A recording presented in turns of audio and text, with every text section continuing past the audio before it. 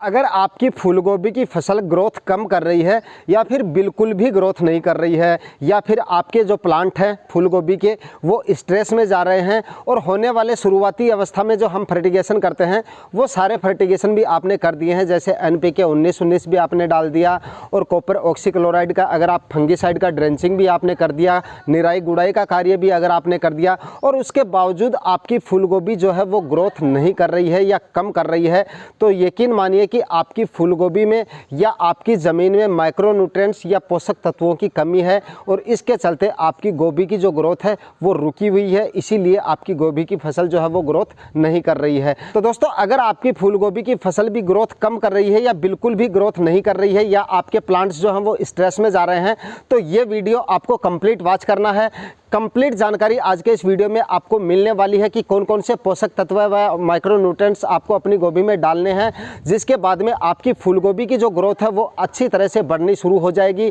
Plant आपके जो है स्ट्रेस से बाहर निकल जाएंगे और अच्छी तरह से ग्रोथ आपको देखने को मिलेगी। तो वीडियो को आपको कंप्लीट वॉच करना है। चैनल पर नए हैं या सब्सक्राइब नहीं किया है तो चैनल को सब्सक्राइब कर दीजिए और साथ में बेल आइकन भी प्रेस कर दीजिए ताकि नेक्स्ट वीडियो की नोटिफिकेशन सबसे पहले आपको मिल सके। नमस्कार दोस्तों, मेरा नाम है सुरेश सिहाग और आप देख रहे हैं खेत किसान झुंझुनू। दोस्तों, जिस खाद का जिक्र हम इस वीडियो में करेंगे उस खाद को आप प्लांटेशन के बाद में भी अपनी फूलगोभी में या अन्य सब्जियों में डाल सकते हैं और प्लांटेशन से पहले यानी आप बेसल डोज के रूप में भी इस खाद को आप काम में ले सकते हैं, जिससे कि ये समस्या आपको आगे देखने को ही ना मिले। अगर आपने प्लांटेशन नहीं किया है तो प्लांटेशन से पहले जब आप ज़मीन की तैयारियां करें और बाकी बेसल डोज जब आप अपने खेत में डालें उसी समय पे आप इस खाद को डाल सकते हैं। और अगर आपने प्लांटेशन कर दिया है, आपके प्लांट की ग्रोथ नहीं हो रही है, तब आप इस खाद को प्लांटेशन के बाद में भी काम में ले सकते हैं। दोस्तों, अगर आपने बाकी के फर्टिगेशन अपनी फूलगोभी में कर दिए हैं, जैसे NPK 19-19 का शुरुआती अवस्था में फर्टिगेशन होता है,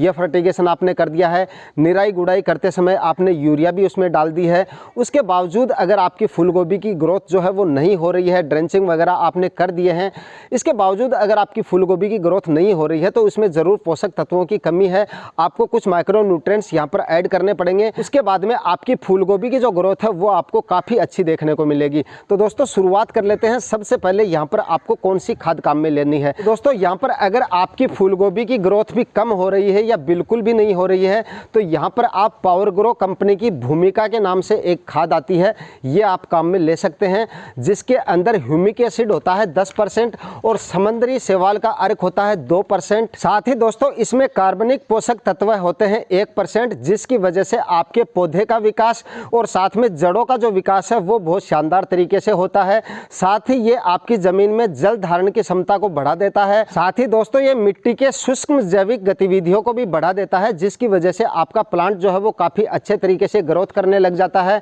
और आपका जो उत्पादन है वो काफ़ी अच्छा आपको इससे मिल जाता है। तो यहाँ पर आप पावर ग्रो कंपनी की भूमिका जो खाद आती है इसको आप काम में ले सकते हैं। अगर आपने बाकी के फर्टिगेशन कर दिए हैं उसके बावजूद अगर आपके प्लांट की ग्रोथ नहीं हो रही है, गोबर की खाद अगर आपने ठीक से नहीं डाली है, बेसल डोज अगर आपने ठीक से नहीं डाले हैं, प्लांट की ग्रोथ दोस्तों तब तक नहीं होगी जब तक आप फूलगोभी में गोबर की खाद जो है वो पर्याप्त मात्रा में अगर नहीं डालते हैं तो आपको जो है पोषक तत्वों की कमी पूरी नहीं हो पाती है आपके प्लांट में। दोस्तों, खास तौर पर गोभी की फसल में अगर आप सड़ी हुई गोबर की खाद पर्याप्त मात्रा में नहीं डालते हैं तो आपकी फसल में पोषक तत्वों की पूर्ति पूरी नहीं हो पाती है, जिसकी वजह से इस तरह की समस्याएं आपको देखने को मिलती हैं। अगर आप ये खाद डालते हैं तो इस तरह की समस्या आपको देखने को नहीं मिलेगी। बात करें अगर इसकी खुराक की तो आप 4 kg प्रति एकड़ के हिसाब से ये खाद अपने खेत में डाल सकते हैं। दोस्तों, अगर आप इस खाद को बेसल डोज के रूप में डाल रहे हैं यानी प्लांटेशन से पहले अगर आप डाल रहे हैं तो बाकी के जब आप बेसल डोज डालें उनके साथ में इस खाद को डाल सकते हैं 4 kg प्रति एकड़ के हिसाब से।